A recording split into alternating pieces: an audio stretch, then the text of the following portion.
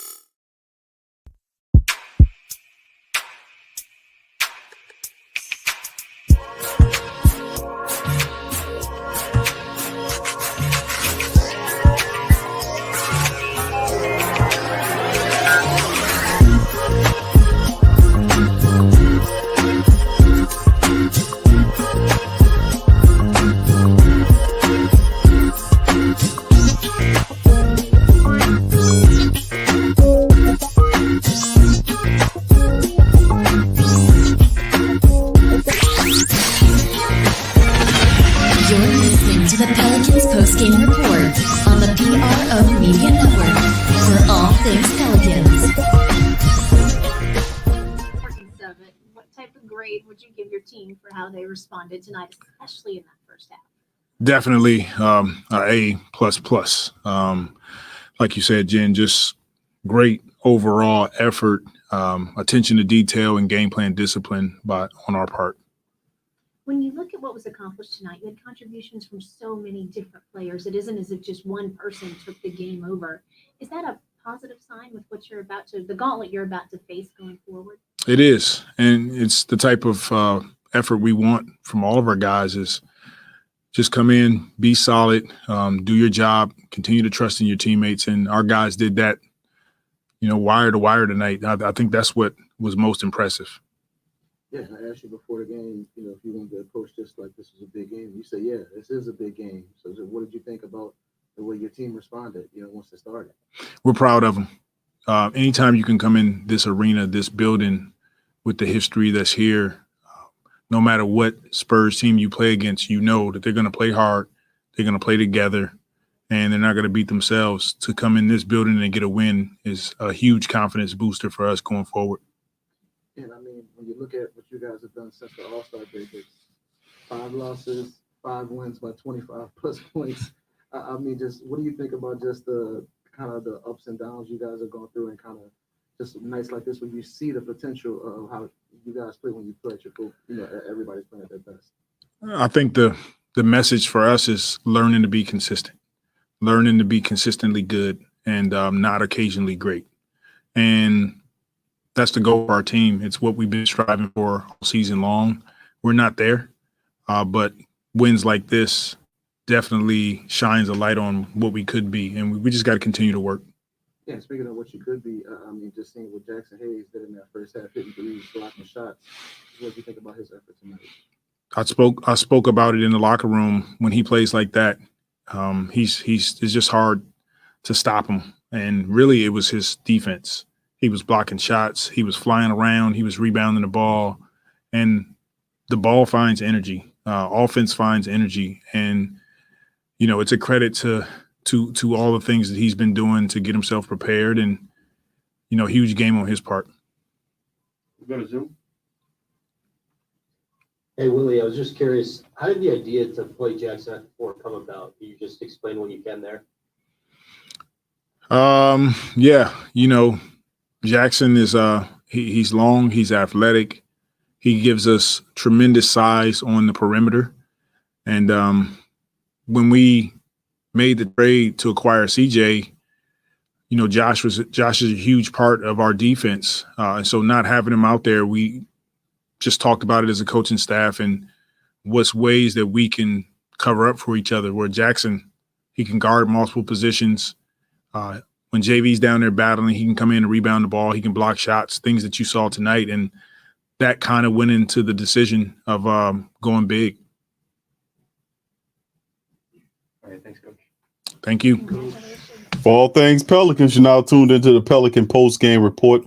Welcome in tonight's stream, Friday stream. Pelicans reign supreme upon the San Antonio Spurs, 124-91. The Pelicans got it right, handling the business and shellacking the mess out of the Spurs. Man, it's good to see the team respond in kind like they did. So much love to the flock. Appreciate y'all being in this installment of the Pelican post-game report. I'm Big Q. Got my host DC in the building, chilling as well. So much love to the fam. Thank y'all for being here as we get ready to recap this matchup. Pelicans 124-91. Great defensive effort by the Pelicans, holding the Spurs to a 10-point first quarter, and then they never let go of the rope, in the words of Willie Green, and literally shellacked the Spurs. I mean, might as well say that they melted them down, whatever. They put them in the microwave. Whatever you want to say, they just dismantled this ball club tonight for a very thrilling win. They get their 29th win as we move ahead. So, DC, let's get in this one and recap this one. This was a fantastic game to watch as the Pelicans ran away. Yeah, it really was. Very impressive victory. A lot of pressure on the Pels, and to see them play so loose and just have fun with it, man. Kind of blow this game open and do what Willie Green said they needed to do at the end of last game. He said they needed to be focused throughout the whole game and execute on defense, execute the game plan. And the Pels did that. Yep. They did that, man. They definitely did, holding the Spurs for the long, man. Them 7 points was shit. 7 points was up there forever in the first quarter. I believe I think they only scored 10 points, if I'm not mistaken, in the first quarter. Right. And that kind of set the tone, man. Led by Big V. Obviously, he came out. He got started real early. Y'all seen Jax. He probably had a career high in points in a quarter. I think he had like 12 points or 15 or something like that in the first quarter. And you heard Coach talking about him, man, and what he did, how he impacted the game. Everybody definitely brought something, man. That the guys played together. They played as a unit. And I think that's what propelled them to victory, man. They look real locked in and focused and like a team that wants to make the play. Because a lot of times I know we were getting discouraged and like, dang, man, every time we start to make a push, somebody get hurt. Brandon Ingram got undisclosed illness all of a sudden. Why he dealing with the hamstring? You know what I mean? Before this game, it was questionable whether Jose Alvarado and Devontae Graham would play. Mm-hmm. And the guys, they just went out there and handled their business, man. You gotta love it. But ironically, the Lakers went out 1-2, but they're on a back-to-back, so they probably lose tomorrow. All right, let's get into it, man. Final statistics for the matchup.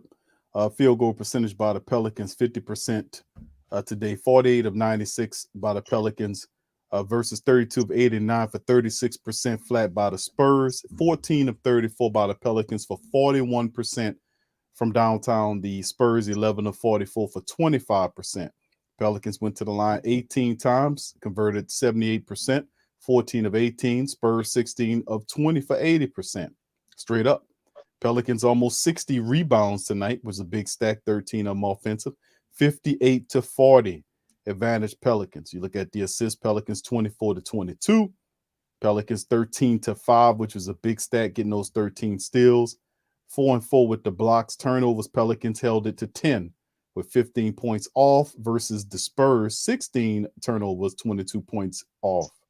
Pelicans 15-8 on the fast break and 50-32 on the points in the paint competition. And like I said, Spurs never led one time in this game.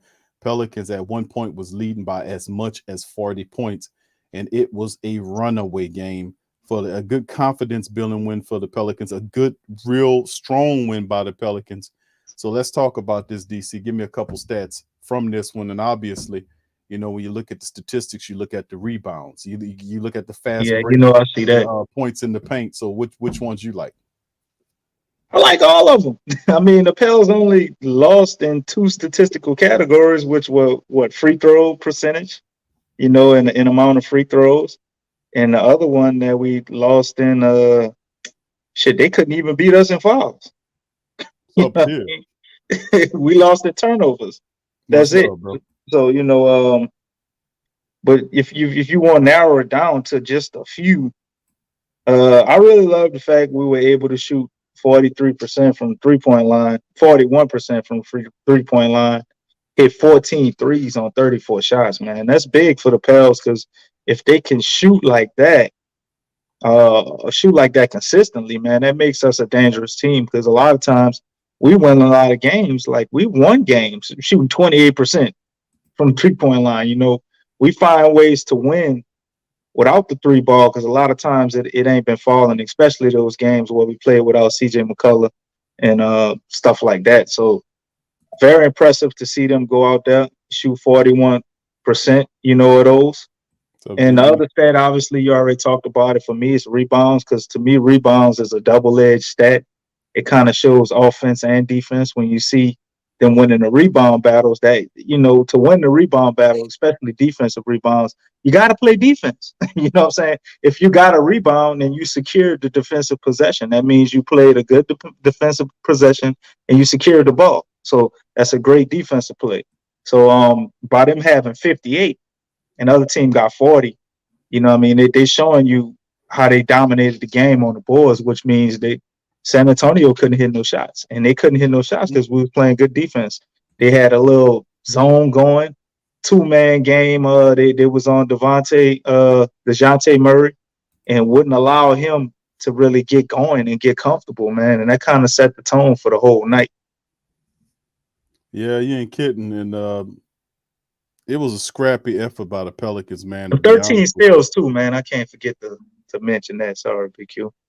Nah, But the 13 steals too, bro. That's awesome, man.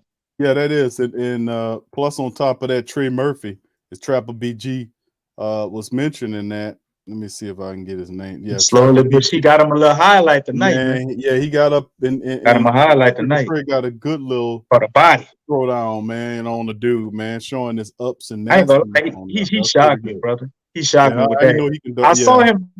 It was a beautiful possession because he got the ball and he went like he was gonna shoot. The dude was sticking him, so he drove to the left and just blew by him. And I'm like, man, Trey don't normally be doing what Trey about to do, man. Dang, he driving in the lane like he got a plan or something. Oh shit, I didn't see that coming. He dove up, man. He cocked it back. On him, Q. Yeah, that was fun. Dumped it on his head, man. That was some grown man stuff right there, man. Yeah. Trey, he dropping his nuts, man. He's starting to get that little vibe and get that swagger. And the ironic part, Big Q, and I'm gonna let you go ahead and go over the guys. Remember, we both was up here at the beginning of the season, and we were saying Trey Murphy might get into the starting lineup, and Herbert Jones.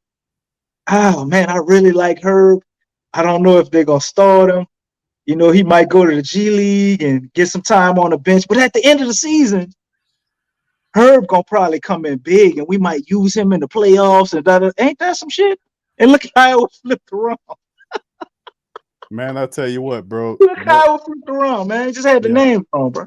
Man, listen, let me tell you something, man. If we can get Trey Murphy to keep ascending like what he's doing and playing, playing pretty decently, learning on the way. And of course, with Herb Brongy, that was an absolute blessing, to be honest with you. Herb Jones doing what he did. And then, of course, man, that's terrific production because Trey Murphy's size, his shooting ability is much needed off the bench as well. And, of course, all we need is some health here. Once B.I. gets healthy, the Pelicans can then seek in. C.J. McCollum's getting more and more comfortable in the system. That pushes Graham to the bench. Jose Alvarado's upticking. Najee Marshall is right now then locked away the yellow Najees, and he's wearing the enforcers. That's the black. He got the black enforcers on, man. I told you, bro. So there you go. So even and then DC, I don't remember last time we seen Tony snail pace because man, let me tell you something. T. Wallace getting all of his reps. He had 18 tonight, despite the fact he was 1 of 5. He got 3 points, but Snell, man, since he had that star DC, boy, that boy been holding the bench down, making sure it don't float nowhere. But anyway, T. Wallace been playing some decent defense, but boy, wasn't he was trying to get him some stats at the end of the game, though, bro. Boy, that boy bust a whole air ball 3 on that play. He just started shooting the last 3 possessions. He's like, oh, I gotta give him some points. That boy said, man, I gotta make an impression, man. I gotta do something here. He's been getting a lot of minutes too. But anyway, let's get into that, man. Individual statistics for the Pelicans. And you can see the top leaders, the man on the thumbnail, C.J. McCollum. 20 points for him in 28 minutes, 18 of 19 from the field. Struggled from downtown, 1 of 5, 3 for 4 from the charity stripe, 20 points, 3 steals, 4 assists, 4 rebounds for C.J. McCollum. And of course, turnover. Yes, 1 turnover for him holding the ball in 28 minutes. He was running that point. It's just beautiful seeing him operate like that. Can't wait for BI to get back to kind of round out everything. Off the bench, the second leading scorer comes off the bench in the form of Najee Marshall. 18 points for Najee Marshall. Not to mention the plus minus for C.J. McCollum, bro, was plus 33.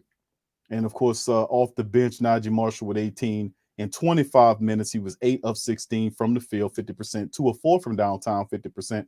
Finished with 18.7 rebounds, 1 steal, a couple of blocks in the matchup for Najee Marshall in 25 minutes. Couple of steals, brother. So that's what we got to do, man. We got to make sure that and these bench guys, as long as they can step up and add some production there, it makes the win a lot easier. Plus the scrappiness of the defense was there. 2 16-point scorers and both the big guys. Big V and Jaxson, 16 a point from both of those guys. Big V had 12 rebounds. Jaxson had 8 rebounds. Jaxson had 3 blocks. Jaxson was 3 of 4 from the field. 3 or 4 from downtown and 3 or 4 from the charity stripe. He was 5 of 8 from the field in 28 minutes, 16 points from him. Big V, 16 points in 21 minutes. With 12, bro, that's easy. That's easy time right there. You play 21 minutes, roll out the bed, get 16 points, 12 rebounds, and a couple assists. Now he did have 4 personal fouls, but at the plus 19, plus 6 by Jaxson. So still in all, looks good. Then 13 off the from the starting lineup from Herb Jones, 13.7 rebounds, 3 assists, and a steal for Herb in 26 minutes of action. He was 5 of 6 from the field, 1 or 2 from downtown Perk from the charity stripe. Then off the bench, 11 from Billy Hernan Gomez.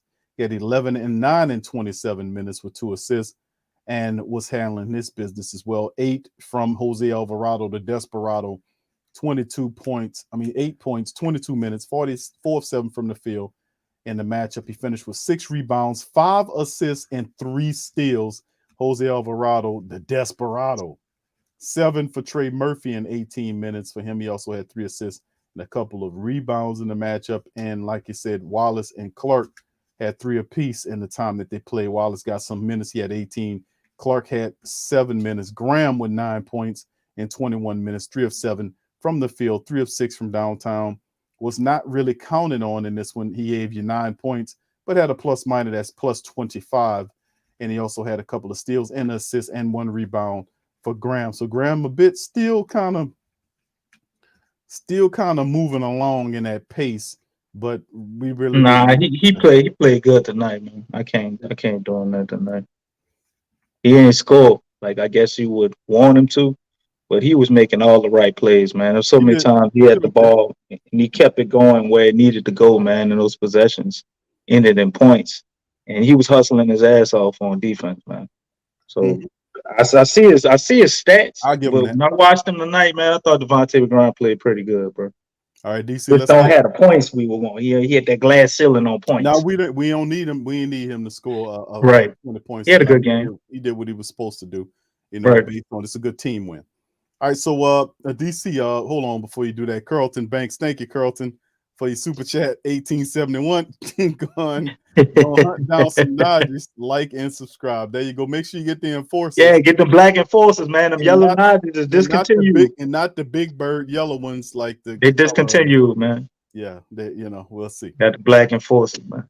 And my dog said, "Yeah, all right, I guess." see, that's the pressure is because they played as a team, and also it took the pressure off of Graham. So DC has to relent and says, "I can't do him that tonight." He did a good job on defense. I give him that. He was pretty decent. He On didn't defense. make no mistakes. Like, he didn't really All right, make no all mistakes. right, The man DC, had no turnovers, okay, enough of that DC, that PC shit. All right, let's move on to the Ain't nothing real people. PC. No, hold on, wait, hold up. Bro, can we just move on to the No, commentary about some of because the you best just players? you want to try to sprinkle some little shit on there and get out of here, bro. Yeah, you can't do that. Ain't nothing PC. If the man ain't mess up, he ain't mess up. Can't talk bad about him. That's all I'm saying. PC DC. But anyway, I'm gonna just go ahead and Other move one, on. DC. What's the other one? The nickname I got for you? Damage What? control. There you go. Nobody worry about none of that shit, man. It's either PC, No, DC, or damage yeah, control. and you is big questionable. That's what you is. Can we talk Big about the players, questionable, please? okay? Hold on, before you talk, we got Tasha. Tasha got something. All right, what's up, Tasha?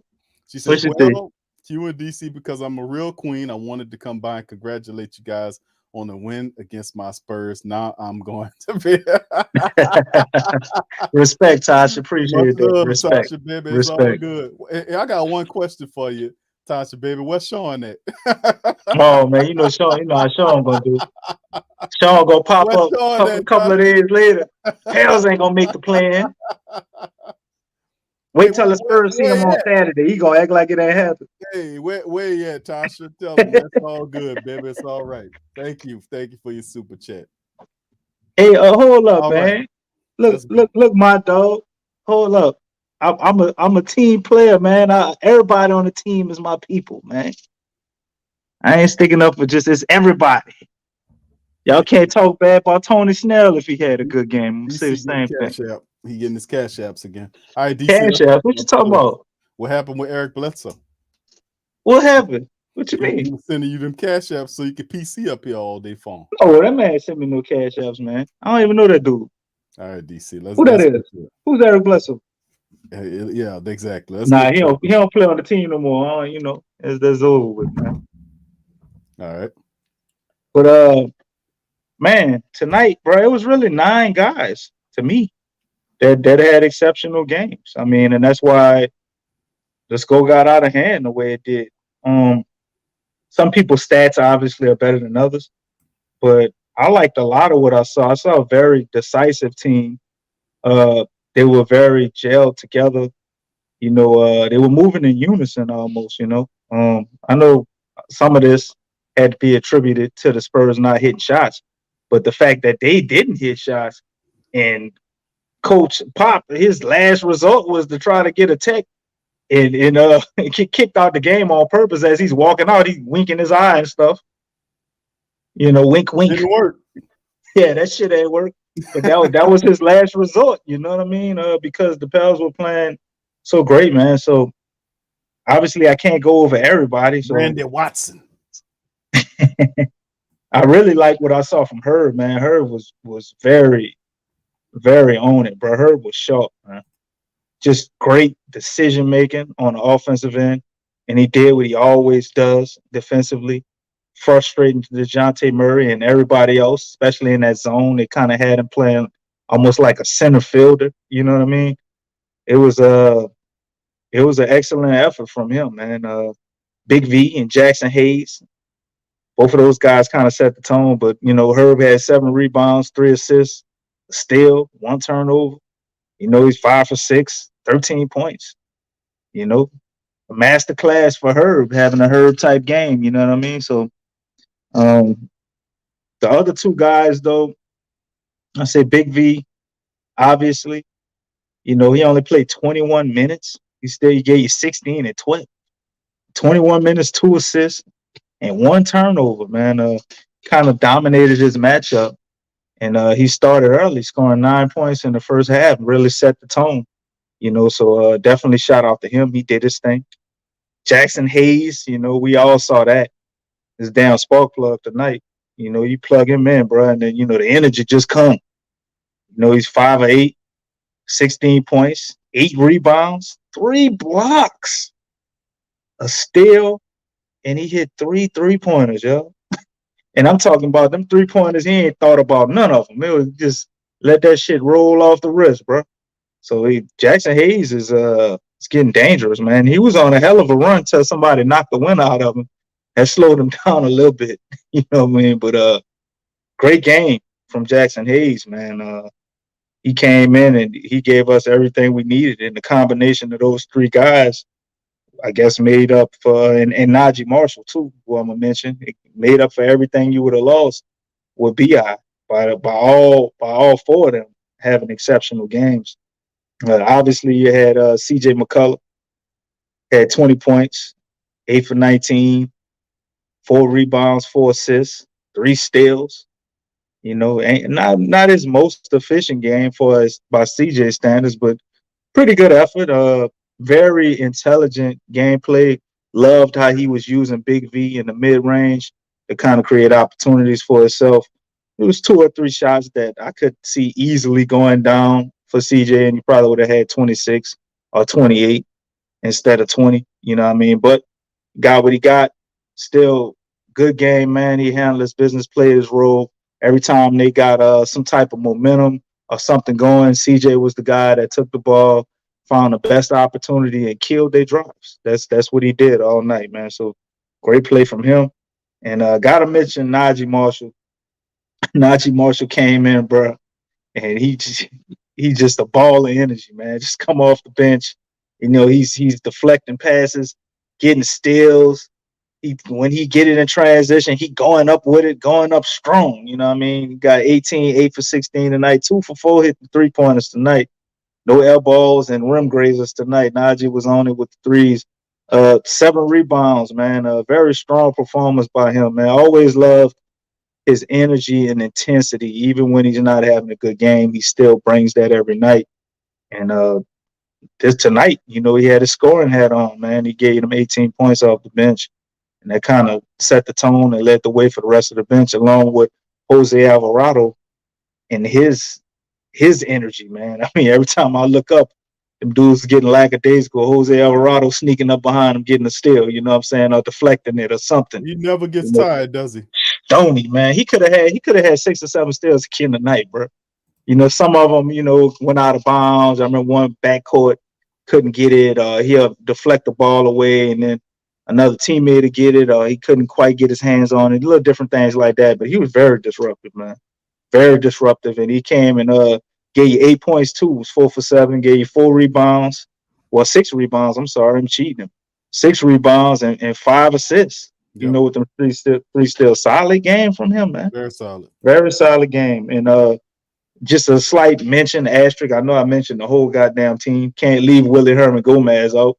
You know, them 11 points was tough, man. And Trey Murphy also, bro.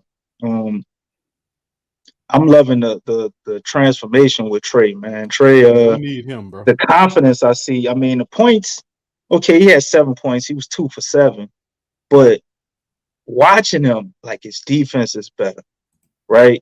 His passing is better, right? When they throw him the ball and they pressure him on a shot, he's driving the ball, looking to score mid-range, trying to attack the goal now. Like, we're watching him grow, and his game is expanding right before our eyes. And I'm going to tell you this, and we ain't never gave up. Nobody here, really. I don't remember anybody saying anything bad about Trey or really giving up on him. But Trey is going to be a goddamn problem. He is going to be a problem. So it's just a matter of him putting everything together, getting in rhythm, and knowing what works for him and, you know, what don't. You know, he's still kind of figuring things out. But the thing I love is he's got a ton of confidence right now. You know, he don't look nervous out there. Don't look too big for him no more. He's not really gun shy. He's being a little wise on the shots. Just good to see, man. Good, solid basketball. I hope all these guys can keep it up. Even Devontae Graham, I mentioned him too. You know, he had a solid game. Not a lot of points. Wasn't a major score, but he made the right plays all night. So as a unit, man, the Pelicans played great, man. I can't really find a negative anywhere on this team, to be honest. Yeah, it's hard to see it myself, DC. Hard to see any negatives like we showing Trey Murphy right here, man. And what he's been doing. He's been absolutely fantastic this game. We can keep getting consistent production out of Trey Murphy, man, I think that'll be a real positive, to be honest with you. And I just love what he's bringing. And we got Herb and of course Trey Murphy. What they're doing, this will be absolutely fantastic, to be honest with you, fam. With these two guys, we can really utilize both these young guys down the stretch. Herb already showing you what he can do, and Trey Murphy brings his offensive skill set, and you can see he's playing with confidence. He's doing a lot of positive stuff, man. So it's real good to see our young players come on board. We just need to keep that steady production. Jose Alvarado's pushing the ball. Najee Marshall's playing really well. Trey Murphy, you can see them develop a synergy, off the bench, which is what we always preach here, is that we need consistency and harmony from the bench unit too. And the way you get that is that those bench guys, you have to have try to keep a set lineup like you do in the starting lineup, so they can know each other and know how each other play off of each other. So that's a positive to watch with the Pelicans. I got one negative, Q. And I'm looking at some of the chats, and Julio, I think that was Julio. Okay. Yeah, Julio said it, man. He said, we blow teams out or we get blown out. No middle point. And he's absolutely right. Ever since the All-Star break, man, every game, we haven't had any close games. I mean, you had that Denver game, but once they went to overtime, they just went ahead and slammed our ass down. You know what I mean? So it's like there was no 2-point losses, 4-point losses, 4-point, 2-point, 5-point wins. We either won by like 15 or 25.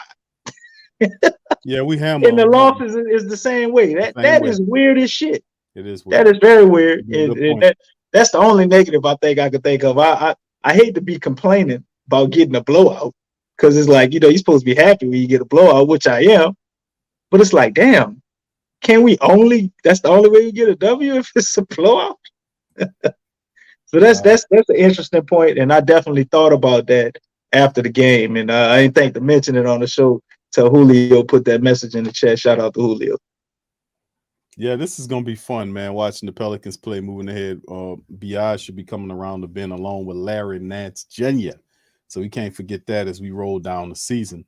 Anyway, let's move on to the next matchup, family. On Sunday, the Pels take on another Bird team. They travel to Atlanta on the Hawks, and that old matchup predictor says that the Hawks will get the best of the Pelicans, 55.7% versus 44.3%. You look at the Pels. I don't know. I don't think B.I. will be back. We'll see. But you have Ingram, 23 points a game on 46.2% shooting. Big V is the top rebounder for the squad with over 11. And, of course, you see B.I.'s number there, 5.5 on the assists. Trey Murphy leads his squad with points at 28 flat on 45.6% shooting from the field. And he's also the top assist man for the club at 9.5 in 35 minutes of action. Clint Capella is a dangerous, vicious rebounder who is a real problem for you. So we always have problems with Capella. His nonstop motor. He averages 12 rebounds per game, man, in this thing. So we got the Hawks. We got the ATL to take on the 35-35 Hawks, but they're 23-13 at home and doing their damn thing. You look at the injury report, it shows B.I. there. John Collins is listed as out, and also Trey Young is listed as out. We don't know if Trey will be available for the game on Sunday. I'm going to have to check that injury report more in depthly and get you some more information. But outside of that, it's showing that the Pelicans, of course, in the last 5 games, it's showing the Pelicans are 1-4. But that changes a bit as we destroyed Houston, then lose to Phoenix, and then come out and blow out the Spurs. Hopefully, we could put some games back to back because Atlanta is vulnerable. And you see them right there showing that the last loss they had was to the Charlotte Hornets, 116-106. But prior to that, they won 3 straight. So about 3-2 in the last 5, according to that, as you can see. So it'll be State Farm Arena for this matchup. And of course, the Hawks beat the Pelicans by 3. The first game, Pelicans looking to kind of even the series, 1 apiece with the Atlanta Hawks. You can look at the Southwest standing. The Pelicans sit in the center of the Southwest after beating the Spurs, pushing them down there. The Pelicans now climb to 29-41, and they sit third place underneath Memphis and Dallas there in the Southwest. And of course, you see Atlanta is behind the Miami Heat in the Southeast Division, and a loss would probably drop them to a Charlotte team who is the winners of 3 in a row. So as we go, DC, the Hawks, they could be without Collins and Trae Young, 2 of their best players. I'm going to check on that, but what you think about the Hawks matchup, how we get this dub? Well, first off, I want to start by saying, man, we cannot sleep on the Hawks. I don't think the Pels are, but the Hawks are a sneaky good team. I mean, we all seen what they did in the playoffs last year, but the Hawks just beat the Memphis Grizzlies. You know what I mean? They beat the Clippers. They beat the Pacers and the Blazers, but they ain't nothing to write home about. The Hawks, at the beginning of this month, they beat the Bulls. You know what I mean? They beat Toronto at the end of last month. Trae Young had like 2 ridiculous games. I think damn near 50 points. This ain't a team you could take lightly, or it'd be like, oh yeah, we're just gonna get the win. Now, obviously, if that brother and John Collins is hurt, yeah, we probably go ahead and get the win unless we fumble the bag. But let's say both of those guys are healthy, man. We got our work cut out for us, man. This is going to be a tough game. This is going to be, I think maybe a couple of notches under like a Phoenix Suns. You know what I mean? This is a team that can very well match our intensity and effort and skills because they're a more offensive team. They don't play the best defense, in my opinion, but they had their times. They do have a great defensive playmaker in Hunter, a guy who we can, I guess, kind of akin to a Herb Jones. That would be their version of him. He could score a little better than Herb, but he's a hell of a defender. You got John Collins, who also is a pretty damn good defender. And you know what he does offensively. Everybody knows what John Collins is, man. He don't do nothing but get you like 16 and 8, you know what I mean, every night. And he can hit that 3-ball stretch 4 that can play inside. Very, very good good player, man. Bogdanovich, great scorer. You know, they can hit them threes. If the Hawks get to raining them threes down on you, or you got some damn problems. Because you got Cam Reddish ain't there no more. So luckily we ain't got to worry about that.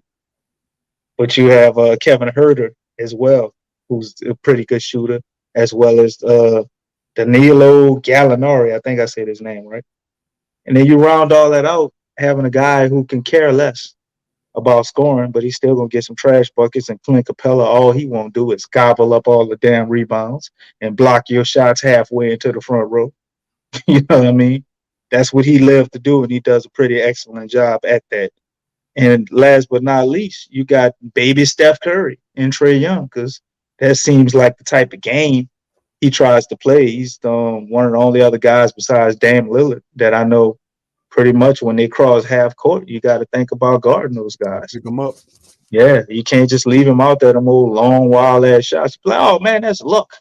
Which I ain't gonna lie, if I was a defender, I'm like, look, you got to shoot them shits all night. But, Trae make a lot of them, man, and he get hot. You got a problem on your hands, man. You talking about a dude who could, in his sleep, he could lay up there and drop 38, 40 points like it ain't nothing. Like drinking water. So we got our work cut out for us, man. Obviously, to beat this team, you're going to have to go at Trey Murphy. You know what I mean? You got to slow him down. I think the game plan, what we did on Dejounte Murray, is a good one, but I don't know if that will be able to work against Trey. We're not going to be able to zone them heavy like that. This team can shoot out of the zone. So we definitely going to have to find a way to neutralize him. I say not allow him to have the ball in his hands. That's why I akined it to the game plan we had for Dejounte Murray. We're definitely going to have to make him comfortable with the ball or getting the ball. Because pretty much if you can slow down Trey Murphy or stop Trey Murphy, you can beat the Atlanta Hawks. That's the engine that makes everything go because he creates so much space and opportunity for his teammates. And those guys can hit open shots. John Collins is a good player, but he's not a guy that you're going to just completely for 48 minutes run your offense through. Like that ain't what they're gonna do. So Trey Murphy is that engine, man. And with that, it comes all the collateral damage after. So when he decides to kick it out and swing that ball, man, you got to be on your rotations and be on your guys. Can't be getting lost on backdoor cuts. The dude can throw dimes too. So it's gonna be a pretty tough matchup and a tough night out. Luckily, we get a day of rest and we don't play until Sunday, so that should work in our favor. Not really having a back to back, but we're gonna have to hustle. We got to bring that same energy, effort, detail, execution of the game plan that we brought tonight, beating the Spurs to be able to beat Atlanta. Yeah, ain't no doubt about that. You got to definitely match the intensity. Trey Murphy is the straw that stirs the Atlanta Hawks drink. I kept saying Trey Murphy. The family and they're laughing at me. Why you correct me, Big Q? Do you know how many times we're gonna have to play without BI? Well, I mean, hopefully not many times. Hopefully when we get him back, we'll have him for the rest of the season, because we most certainly will need him. But yeah, you know what though, fam? But it's not just Miss Larry Nance too. The time frame at the time, this was back in February the 10th when we got the report that he would be out 4 to 6 weeks. And no, they said up to 6 weeks was the time frame. That was February the 10th when they dropped that little giblet of information. And ever since then, we've been seeing videos of him jumping, dunking, shooting, dressing, out there running around. He getting real close. There's not a official injury report on him. Hopefully we'll get that this upcoming week as well. And yeah, you're right, Carlton. Yeah, he slipped that in there, that Cam Reddish reference. He can't help himself. Cam Reddish don't have a damn thing to do with this team no more, but DC slips it in there. Well, Cam was a juggernaut coming off the bench, man. He came off the bench, could give you 40, 30, 25. He was a juggernaut so much that Atlanta packages and shipped his ass for Kevin Knox. Because they didn't want to pay him big money, bro. When the man contract was up, they was gonna have to pay him. They know they wasn't gonna be able to afford him, so they might as well get what they get and move on, bro. This dude, DC considers Cam Reddish like the new Dominique Wilkins or somebody. That's his analysis. Cam Reddish is like it's like what what's the guy name that DJ likes that plays in the G League now? It's like Cam Reddish ain't never played in the G League. It's like Hamas. It's like Cam Reddish to DC. It's like Hamas to DJ. That's pretty much what it is. It's like DC sees Cam Reddish as the next Dominique Wilkins. No, I do not. I've never said that. That is preposterous. That is insane. Nobody will ever be the next Dominique Wilkins. Vince Carter couldn't even be the next Dominique Wilkins, man. That's crazy. I'm just saying, bro. That's how you be putting them up there. Like, no, I don't. Didi Lazard is the next Drew Holiday. That's the next thing you're gonna be saying. I didn't say that. I did call him the Luka stopper. I did that one damn time. He's the Luka stopper. Hey, yeah, that's big, man. Luka good. Remember they had that with your boy. What's his name? That's where I got it from. The Kobe stopper. Yeah, they called it. Was it Patterson? Was it Kobe said? Yeah, it was something Patterson. I forgot his first name because Ruben Patterson. I don't remember his first name. What you say, Ruben? I think it was Ruben Patterson. Well, Kobe made that shit unmemorable because he had the 1 or 2 games against Kobe, and everybody's calling him the Kobe stopper. Kobe would put it on his ass after that. Every time he saw Ruben Patterson, he was like, man, them people had to get Ruben Patterson off their team. Yeah, Kobe. He got that bad at one point. He took it personal, man. Yeah, that was. Oh, did he? That's who it was. DC. They called Ruben Patterson the Kobe stopper. He called himself that. That's what it was. He called himself that? Yes, he did. Wow. He really called himself the Kobe stopper and did Kobe Bryant. Actually, yes, he did torch the hell out of him. He did call himself the Kobe stopper. He said that in the interview, I want to say. When he says Ruben Patterson made the mistake of talking that he might be the Kobe stopper. How'd that work out? Brian said, well, I thought it was just a business decision for him. I even called Ruben. I said, Ruben, if you needed me to come out and say Ruben Patterson plays the best defense on me about anybody else in the league, I would have just said that for you. I would have helped you get a new contract. Just let me know. That's Kobe Bryant for you right there, Playboy. So yeah, I remember that. Mm-hmm. Hey man, y'all gonna leave me alone in the chat, bro. Yeah, Trey Murphy played so good tonight. I had his name on my mind. I'm sorry. It's Trey Young. All I care about is the Pels. You know what I mean? Yep, DC wanted to trade BI. Man, now see that's the one thing y'all say all this Cam Reddish shit. It is what it All is. right, DC, let's But move I on, bro. never said I wanted to trade BI for Cam Reddish. That is some shit Big Q made up. Oh, I made it up. Yeah, you did. And you done kept that shit going for about 2 years now. Oh, I made it up. Don't say so. I'm making up. This was the trade proposal, family. I said we should trade Drew Holiday. Atlanta had like I think the 8th or 7th pick or something. Revisionist history, DC. The pick they used on that guy from UCLA. I said we should trade Drew Holiday to Atlanta for that pick. Another first, Kevin Huerter, DeAndre Hunter, and Cam Reddish. That was the trade. I ain't never said shit about BI. Big Q and his questionable ass with that bullshit. Man, the people heard what you said. Big bro. questionable. Man, you ain't got a record nowhere on mic where you find that. Go find that like you was trying to play that shit back with me. Listen to that Anderson .Paak shit on Twitter. Y'all talking about boss music and shit.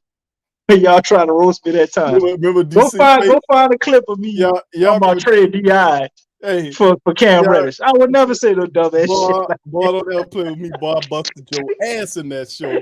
I went back, and that was a lot. He said it the same show. Y'all remember that? Boy, we had fun that show. I never said that. You said no. I'm saying when your ringtone rang. That wasn't my goddamn ringtone. You looked at it and your face, you had a stupid look on your face. Yeah, because I'm on Twitter and it ain't supposed to be making no noise. I'm up here trying to talk and scroll on Twitter, and that shit popped up. Y'all have seen the goddamn Twitter commercial with Steph Curry playing Anderson .Paak song? Come on, goddamn it. Willie asked why he had a picture of a clean shot of Charles Barkley in his phone. All that shit was on Twitter. I was showing y'all I was on Twitter. I was on the iPad on Twitter. I had to go back and watch that show. No, I was on my phone on Twitter that day. I wasn't on my DC, you keep changing your story every 5 seconds, bro. Just get the hell out of here, big questionable. I'm changing nothing. Let's keep going, man. DC had. Let's go. We got to get we bringing the family in tonight. We up here dragging this shit along. We got to have to let the family in. Willie said, "Hey man, why you gotta clean?" Wait, what? He said, "Why you gotta clean shaving Charles?" He did say that shit for a screen. He did say that shit. I was on Twitter the whole goddamn time, and I showed you my ass on Twitter. Talking about he was on Twitter when that little ringtone popped. So it's clear as coffee. Big ass Twitter sign on there. His face. That's why I call your ass big questionable, because you mix up shit sometimes. Look, Linus said, I remember that ringtone. See, you can't dance like them. They remember they got good memory. Come on in here, Lana, and talk about it, man. Hit the link and y'all come on in the chat and y'all get everything off y'all chest, Pels related. And y'all can come tell Big Q how he lying on me and shit. Or tell your side of the story. We can do all that. Was funny, y'all come on, fill this chat up. Yeah, I'm gonna tell you, man, it was that. Yeah, they remember what happened that day. You were lying your ass off, DC. Man, I don't lie, man. I'm an angel. I hate you, brother. All right, so anyway, fam. Okay, we reached the part of the show now, man, when we done DC finished lying. Now we got the a grown ass man. What the hell I look like? Run around some bounce music. They wouldn't even acknowledge it was Anderson .Paak. They was talking about it was bounce music and shit. Let me get the street people in here. The man. family is wild, boy. Y'all. Well, I was laughing at that shit too, even though I knew y'all ass was lying. That shit was funny. DC gonna try to gaslight you. All right, gaslight me. I ain't no psychologist. I ain't gaslight nobody. Yeah, you gotta find master manipulator. You gotta find that one, Roy. You gotta you gotta go listen to that episode. I forgot what episode. Roy ain't never seen it. Hey, if y'all seen it, y'all remember that? I'm pretty sure y'all. Tell me what episode it was, fam, and I'm gonna go pull it up and I'll put it on the show a little later on, just to miss DC. No, look, baby, man, don't worry about that. Talking about your nerves irritated from watching, man. Don't worry about that shit, man. That's a blessing in disguise for us. But Big Q gonna tell you all about it tomorrow. Yeah, we're gonna do a stream on the couple. That's a blessing. We got all our picks. We got $30-something million in cap room. You think the Saints gonna suck with all that? No, Man, don't even sweat that. And he went to the AFC. It ain't gonna bother us none in the least. You're gonna see him. Gonna break them up because they don't have no line to protect them. Gonna be all right. All right, fam. We got DJ on the line. If you won't get in on the show, feel free to hit the link on the chat. It's Friday, fam. So we're gonna open up the phone lines up to about 12:30. I want y'all to just, if you want to get on the show, hit the link. It's pinned to the top of the Pel chat. Pop in and spit your game on the Pelicans tonight. How you feel about the Pels? How you like how they played? So on and so forth.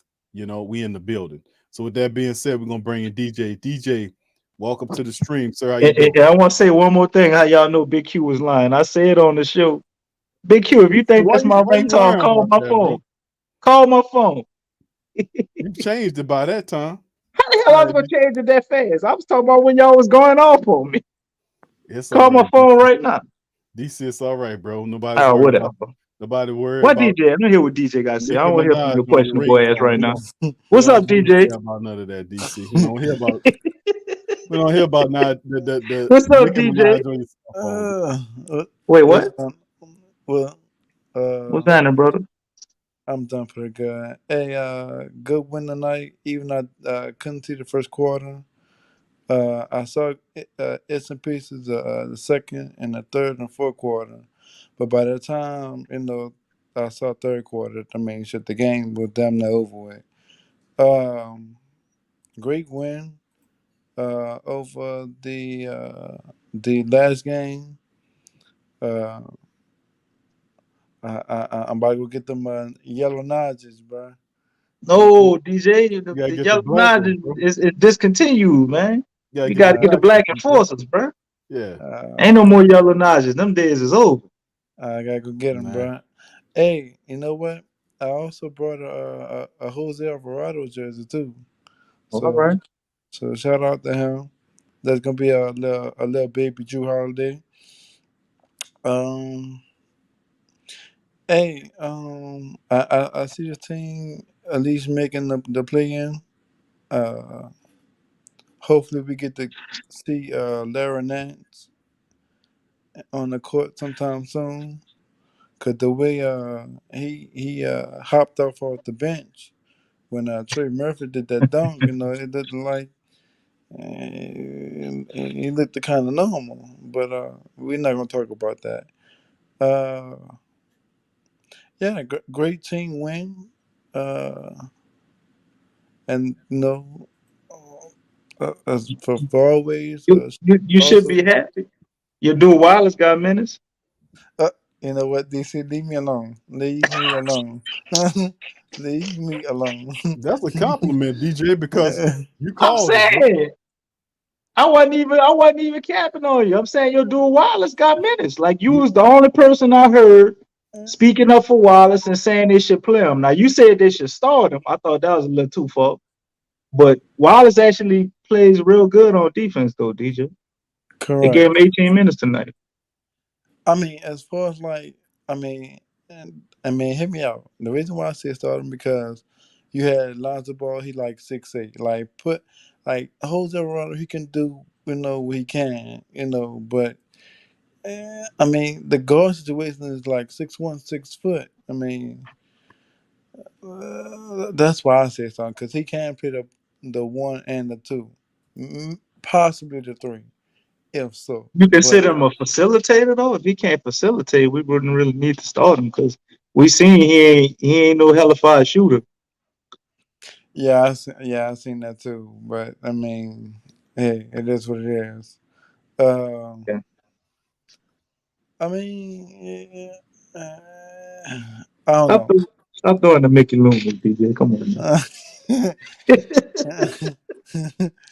But yeah, great team win. okay. Hopefully we can recap against the Atlanta Hawks and shut them other Hawks down. And that's it. That's all I got. All right, DJ. And yeah, I'm proud of the Pelicans how they played tonight. We just got to find that balance, man, so we can get that in between land right there. and sit right there. We can build right there. We either up here or down there. We got to normalize. And I see Coach Willie getting them to see that light at the end of the tunnel, being that that's a potential playoff berth for you if you could play like this. So it's getting closer and closer and closer. And I got faith in Coach Willie that they'll figure it out. So, yeah. My only problem is, and I know we shot a little better, is the damn free throws. That's like the only. I mean, the three ball is gonna get there. I'm not worried about that because we done shot, like DC said earlier, we done shot 28% and still won the game. But I mean, we shot pretty decent tonight. But Yeah, they're why we 14 of not 18 hitting our tonight. free throws, man? Well, they were 14 of 18 tonight, but in previous games where the Pelicans didn't play well in that last losing streak, the fundamental breakdown, that's what I noticed too. Like free throws, hitting those a high clip of the free throws, they make the game a lot easier. They really do, because that's the easiest shot in the world that you can get. Nobody in front of your face. You're standing there, it's just you in the rim. And you just have to be able to handle your business and make it shake. So I mean, you can see at times we're fundamental, but we still got a lot to learn. But I'm still happy about the Pelicans overall, because remember where we coming from for the last several years of terrible free throw shooting, just awful, terrible free throw shooting. So they're improving. It's just, man, we got to make sure that when we there in those games, those really close games, like the overtime loss to Denver, the Pelicans hit one free throw, they win that game because you couldn't get into overtime. They was cheating the hell out the Pelicans in that game. We hit one free throw, we beat them stinking ass McNuggets. We beat them. Mm-hmm. So I mean, we got to understand that when you get those close games and you see the referees doing that snake and stuff, you got to, when you get to the foul line, you got to make them people pay. You got to make them pay. You can't be letting them off the hook by missing your free throws. That just won't happen. That's fact. I Yeah. definitely. Go ahead, DJ. Go ahead. I was just saying, fact. I mean, you had Bi. He missed a couple in that game. Yeah, CJ missed a couple in that game. I think Devontae Graham missed about one or two in He that missed the game. biggest one. Yeah, and so Yeah. I mean, like I said, I'm over that game. We should have won. I mean, hell, shout out to the refs because they actually gave them that game. But it's a lot up and down this season, and if we do make the play-in, Willie Green should be coach of the year. Like, and he should be up for runs for coach of the year. I concur, but I think I take the play-in and I raise you to playoffs. You got to get them in the playoffs. If you get them in the playoffs, then Willie Green should definitely be coach of the year. No question. It should be no contest because of everything that the Pels went through with the Zion injury, starting off 2-16, I think. Bi being in and out of the lineup. We traded away Josh Hart. We had a lot of other injuries and different things like that. It's just been total up and down and inconsistent, I guess, rotations and different things due to different players. And there's had a lot go on this year, being cheated by the refs and all of that. And on top of him being a first-year head coach, having to change the culture, the environment. Willie Green has done a lot in a short period of time. I definitely agree. He should be coach of the year. But realistically, I can't see them giving him a shot at it without him winning. Well, not winning, but just making it to the playoffs. If he make it to the playoffs, he should get it. So, okay, I have a question for y'all, and y'all can answer this in the chat, and whoever's in the press box up there. If the season was to end today, the Pelicans make the playoff. Who we make the run. It's time to cut down the roster. Who you cutting, and who you releasing, and who you trading? Mm. How many people? I gotta pick three. You saying? Or you just how many people? I mean, you. I mean, you. I guess you could pick three. Yeah, you could pick three out that. 3. I'm gonna cut Thug Passion, Alizé. You know, we get that out of here. This is a young team. We don't need to be intoxicated.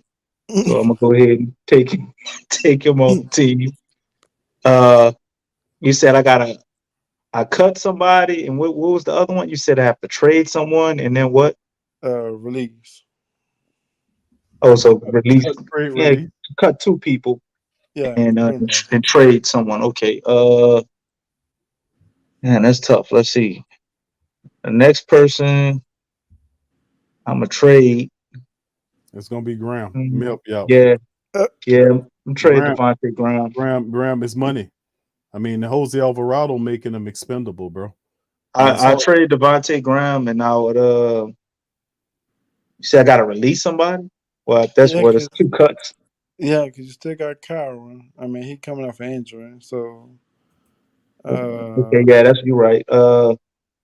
Man, that's a toss up because I don't want to say get rid of Tony Snell of what I seen him do, but if I don't want to get rid of Tony Snell, do I want to get rid of Najee? No, Jose ain't going nowhere. Trey ain't going nowhere. Man, that's tough. I'm kind of stumped on that last decision. Well, guys, I guess I got to get rid of your guy Wallace, man. You leave me no choice, DJ.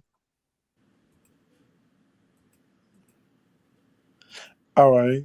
So the draft is here. Let's say we get the Lakers pick, which is the number 10 pick.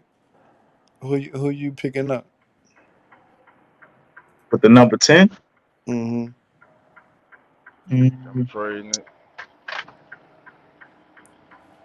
man, I like that little guy I saw the other night from San Francisco. I don't know if he come all the way down to 10.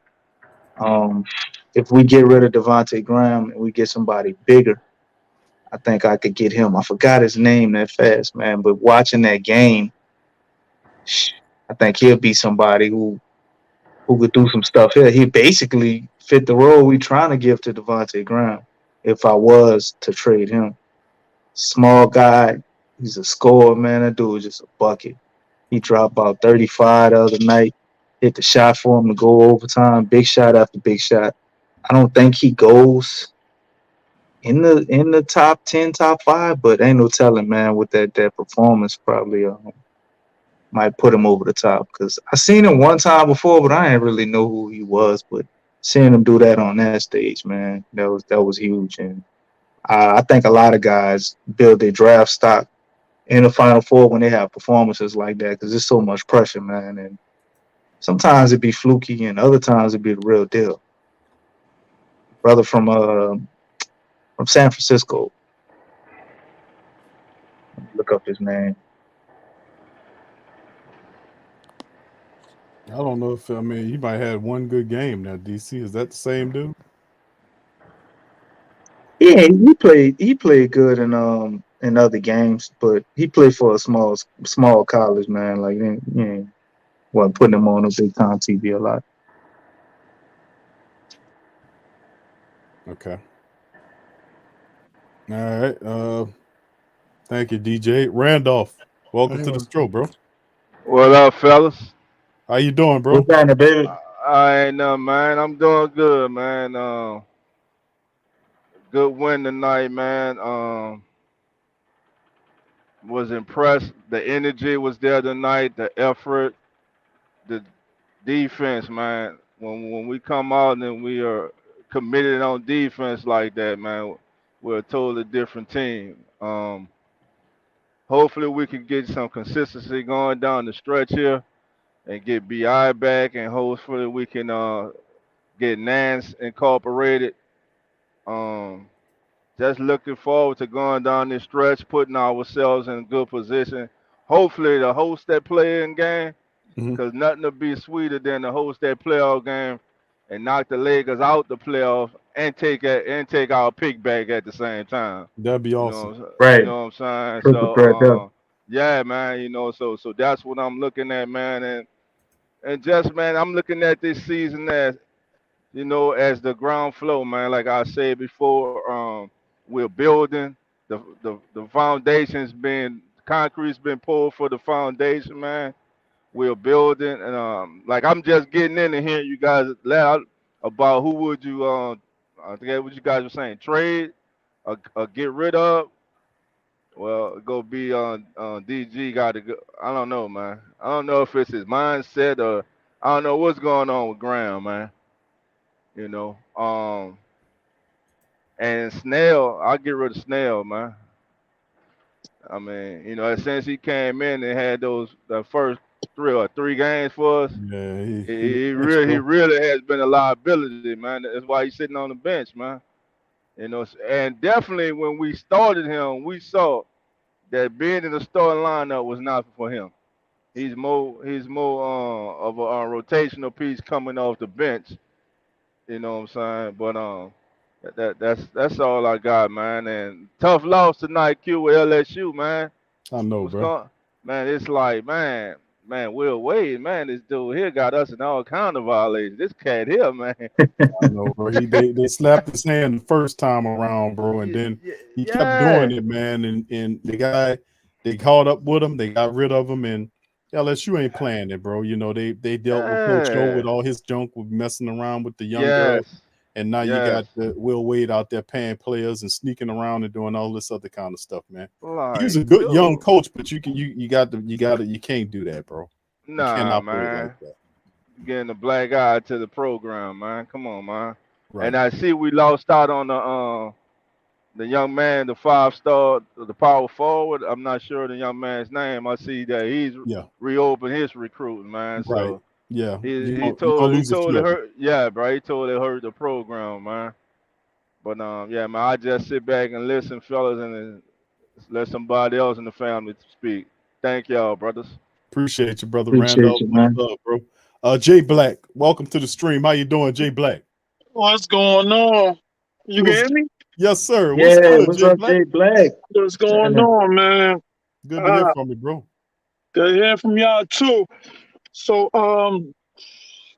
so this was a good win. Actually, this was our best win without BI. This is our best win by far without BI. Oh yeah. We came and played with a playoff intensity. We was ready for a playoff game atmosphere. San Antonio wasn't. We just mopped the floor with them. Like that was pretty bad what we did. And a good thing. Now the three hypothetical question. Who would I keep? I would cut, and I what was the question again? I forgot the question. 2 cuts in the trade. 2 cuts in the trade. I would say Gary Temple. I would say Forgot all about him. Not the league vice president. Hey man, he got to go. No, not and realistically, I this is all hypothetical, but Gary Temple would be gone.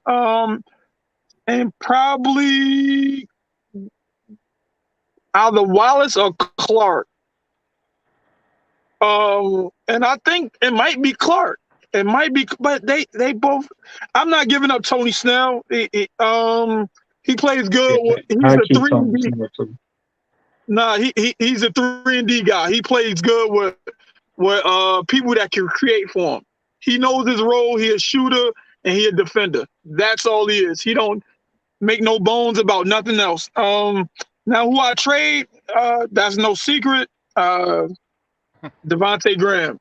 He really became expendable. So wait, Jay Black, you getting rid of Graham and Temple?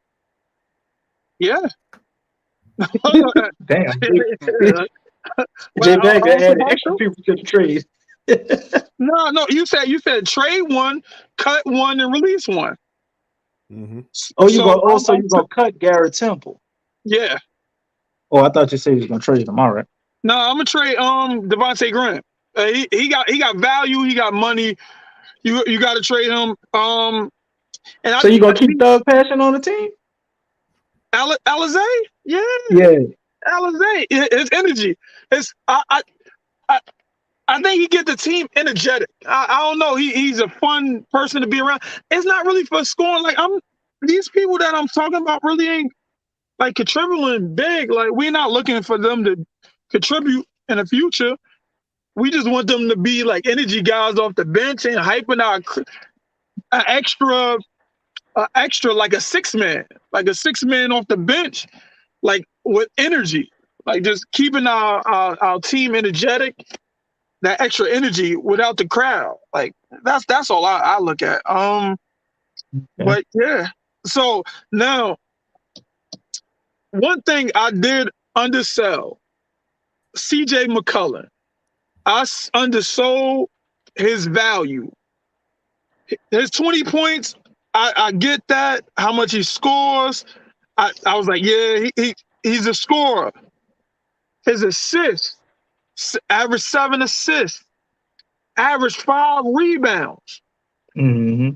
Those are great stats, but those ain't the most important that I looked at. The most important thing I looked at with C.J. McCollum is film study. His level of detail is playoff level. They even reported that his film study is higher than the coaches on our team. Shit. So now I was like, now that's where his defense is improving. Like when he came along and he's coaching people like their attributes or what they're best known for, or they step backs. Like you see her playing defense, but his level of detail to defense has improved. Like when he have matchups, now he's knowing people's habits, like their fundamental habits. Like but it comes and goes. But for the most part, we be locked in, especially with BI. Everybody be locked in now. All of a sudden, I didn't see that coming, and that came out of total left field to me. Like I didn't know he's a vocal leader. But another leader is going to be coming back from injury. Larry Nance. They say I was looking up Larry Nance, his highlights. I was looking at some of his games. I seen him playing Joel Embiid straight up when he was in the Cavs. He could really play defense on Joel Embiid straight up without no help, and only 6'7". He can spot, he can shoot, and he's vocal. If you miss an assignment, he's gonna let you know about it to your face on court. Like this is gonna be good. This is gonna be really, really good. Like I ain't been this excited in a minute. Well, that's even without Zion. Mm-hmm. And then we doing this without BI right now. Like, God damn, we got a lot of stuff coming up. There's a lot of stuff coming up for us. But the only thing I want to caution everybody is we've seen this before. We'll blow out a team, and then the next game, we won't give that same focus like we did tonight. If we give the same focus, we easily going to make the playoffs. And we're going to give probably, I think, Phoenix is a run for their money in the first round. Because I think it's Phoenix that's number 1 seed in the West. Mm-hmm. So we got a lot of things to look forward to. Facts. Who you think they're gonna take minutes wise for Larry Nance? Who losing their minutes? Oh, that's Willie Hernangomez. So Willie Hernangomez minutes are gonna get cut, but it's still gonna be it depends on who comes back. Like if Zion come back, I'll put Valanciunas on the bench. I'll put Larry Nance in the starting unit. Because I do that. Hear him out, bro. It ain't as crazy as you think. Because I thought about the same thing. So I'll put Valanciunas on the bench because Jaxson Hayes on the bench, and they work good together. Now we got a backup center and a backup power forward off the bench. They can swap each other out. They can play good with each other. It doesn't matter who actually starts or who on the bench to me. But I think now you will have a speed lineup instead of like Valanciunas when we was playing Phoenix. what they was doing, while our defense was so like I said I was saying we had to choose one. Herb Jones is on the best defender or the best offensive player. That's Devin Booker. He got the ball at the top of the key.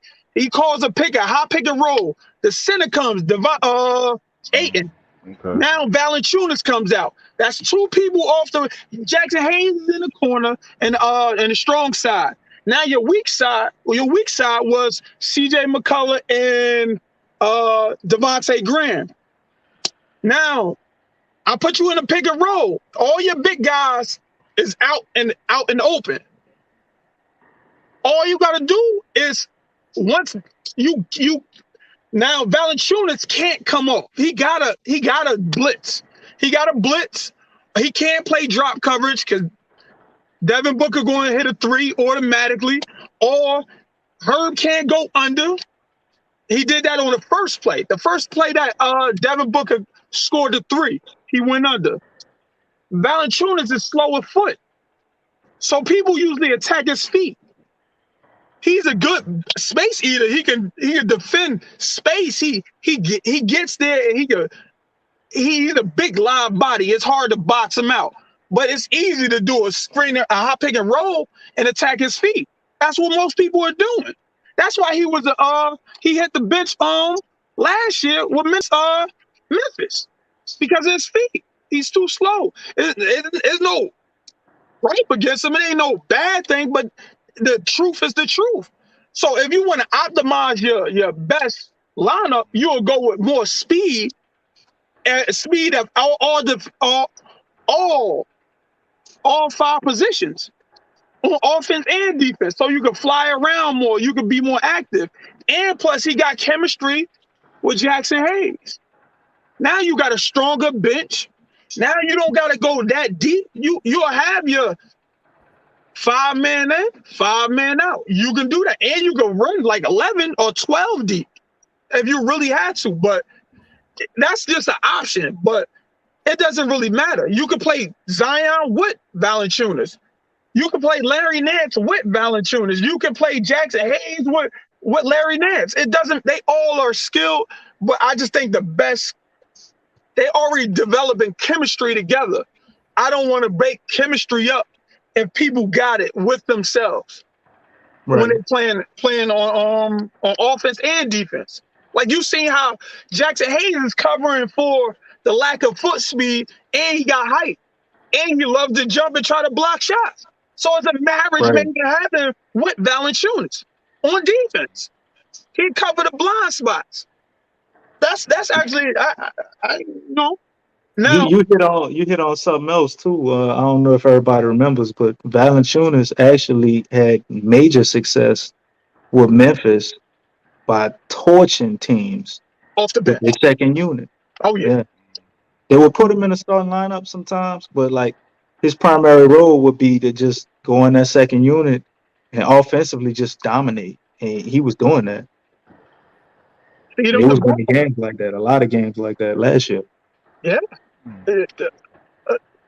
Valanciunas, he can play starting or bench. It doesn't really matter. It's not it's like a real red flag. But that's what most teams are doing because he can't play drop coverage. With most teams, because against certain dynamic guards that can shoot off a pick and roll. And that's like a Devin Booker. Like, it's not everybody could do it, but against the good teams, this would be a problem against the really, really good teams. But like average teams, they really don't got a dynamic person that could come off and just pull up, and they could get and play make for the whole team. Like the thing about Devin Booker, he could play make and he was scoring. And what I'm noticing, another thing that I noticed is that the stars right now are taking their level to the top notch. Everybody is scoring 60. Everybody is scoring 50, 40. They scoring they high, and they staying in the whole first quarter into the second quarter. They usually come out at 6 minutes, like 6 minutes here. Then they come for their rest. They're not doing that. They're going straight through like Devin Booker did. He did the whole first quarter and a little bit of second quarter. He was scorching kind of like Jose Alvarado was playing good defense on him. He was just shooting over him. Like it was a lot of things that was going on that I seen, but it's only him that could do that. Not everybody could do that though. Yeah, I feel that, but go ahead. With that Randolph, go ahead. No problem. Yeah, now that you explained it, man, and just thinking as you was talking, man, that I see what you're saying, man. That makes you're exactly right, man. You right. He had the blitz. He's you right. He's too slow a foot to drop. You're absolutely correct. And so we're throwing Nance in there at the 5 and Zion at the 4. And you're right.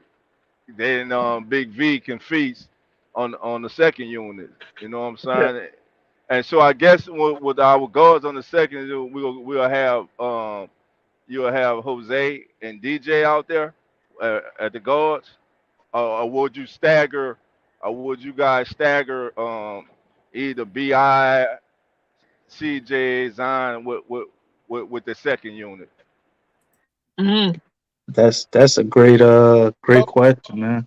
So it depends on how the game is flowing.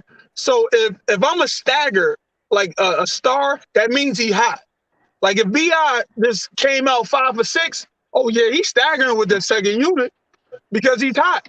Now the defense going focal point on him. Now he gonna get everybody else easy shots, right? Post touches, and now his gravity is immense because he's already going. Now I have Jose. I don't believe in the two guards, but if we still could do this 2 small guards at small portions, but we're still we could do that. But I think Jose Alvarado. I'm looking at these last games. These last games when Devontae had his best game, when he had 10, I think it was 10 and 7 assists. He was the primary guard, and there was no other like focal point around him. It was all like 3-and-D guys. So he can. Okay. He had the ball in his hand a lot. He could shoot a lot. Jose Alvarado, he works good with anybody, but having another guard with him that's small messes up our weak side defense. So that's why I don't really want both of them, right? Because what teams are good teams are doing is searching our weak side defense out. That's all they doing is. And you throw Najee in there with him? Oh yeah. Yeah, I could put Najee. You could put Trey Murphy. You could put any one of our 3-and-D guys. You can have any one of them, and because none of them got a bad. Like they doing bad. Nothing is bad about them. They just play their role. They're stars in their role. They play above their head sometimes, usually at home, but they're playing good. Najee play defense. Yeah, he likes to pay. He right, likes exactly. to That's why I was asking. Yeah, Najee can do a lot. Yeah, but for the weak side defense. Yes. That's what. Yeah. Yes. Okay. Yeah. That's what I was looking at. Okay. Yeah. Man. Yeah. That's not bad, man. Yeah. That's not bad. But we gonna have to make a decision though. We gonna have to make a decision, or we gonna play. Because C.J. McCollum at the point, I don't want nobody else being a point guard. The Devontae Graham and C.J. McCollum, it worked tonight. It looked good tonight. But when B.I. come back, Devontae Graham go to the bench. Devontae don't usually. I don't know what's going to happen with that. That's the weird dynamic. Do you just have Devontae Graham with a bunch of 3-and-D guys that can play make somewhat? Stagger, have Valanciunas be the focal point, and you run through Valanciunas. We have to have some major conversations in the locker room of what the direction is when CJ and BI come off the floor. Like, what do we do now? Like, that's the major thing. I think that's where the Larry Nance thing comes in, and some of what you're talking about can start to build a foundation now where maybe we stagger JV with that lineup to have with Devontae Graham to have a consistent scorer in there with all the hustle guys that play defense. Because if you're going to play him and Jose Alvarado, because that seems to be what Willie Green likes to do, Yeah. then every other position you want to be extremely big in my, I would think. So you're going to have Najee Marshall. You ran, I guess, took JV out early to put Larry Nance out there. So Larry Nance getting a break. So at power forward, you might have Trey Murphy, something like that. Trey Murphy and Najee, and you got Jose Alvarado with Big V. And the thing with, I think people hear you take a JV out of the starting lineup, it sounds crazy. I don't think they would do that every game, No. but I think they definitely would, and it makes a lot of sense because I don't think we sit back and think, you talking about when Zion come back. And when Zion come back, you're gonna have you got 4 guys that can give you 25. Easily. Like ain't no way in hell. I mean, they're obviously gonna finish the game together, but there's nowhere in hell you need to start each and every one of them every night. Obviously, you're gonna start CJ, BI, And and Zion, Those but are there could be some matchups where you see Herb Jones come out of starting lineup for 1 or 2 games for whatever reason. You know what I mean? Or you can see Big V sit for whatever reason for matchup purposes. Like you might want to run against a team, or like you said, a team like Phoenix can run you out the gym. Then you start Larry Nance. Similar, like we've seen this before with the Warriors. So I don't know why it wouldn't work with us. We seem to be a combination, in my opinion, of the Suns, the Warriors, and the Bucks. That seems to be how we tried to build our team. And I guess you could kind of say the Spurs because the Suns basically come from the Spurs in the sense of Monty Williams and actually, being here first too, laying that foundation. So those 4 teams, and it's ironic that I named those 4 because they do exactly what we just said. Those 4 teams do that. Yeah, you're absolutely right. So, great insight, man. Great knowledge, bro. Yeah, so we do gotta. I think we're gonna play Phoenix in the first round, or we. Oh wait, I don't want to jump ahead. We gonna play the Lakers or play whoever we gotta play to get into the playoffs. The Lakers, I think they won tonight. Yeah, I don't really pay attention to other teams, but they won tonight. But they're on that slippery slope. LeBron got to play above his head. They're not really even playing defense. They beat Toronto. That wasn't really major to me. So I just want to see how we match up with them with BI on the floor. If Zion come back, we mop the floor with them. I do want to see this though. I can't wait. I can't wait till we play them again to blow them out. You don't think we do it just with Larry Nance? With just Larry Nance? Larry Nance and BI? Yeah. No, I was saying I want to see. Yeah, I think then we beat him without BI. No, we beat him with BI. We beat him with BI. With BI. Yeah, he went crazy on him. He was actually the reason we beat him that night. Yeah, that's when we was blowing out everybody. We was blowing out a couple teams. Shit, that's what we do now. We either blow them out or we take a massive L. We blow them out or we get blown out. That could be the pretty consistent with it too. Exactly. What you think about all this, Q? I mean, I think Larry Nance provides a lot of. I mean, he's a guy that can stretch the floor. He can run. I was just looking for footage of him to show the family members. But man, Larry Nance is a hell of a player, man. Coming there and help. In terms of the lineup with the Big V situation, man, I can see them at times when you have a smaller team running out there against Big V. I can see them kind of moving that, situating that lineup. But we talked about that. That's what we call a living roster, where they can be able to move pieces around depending on who we facing.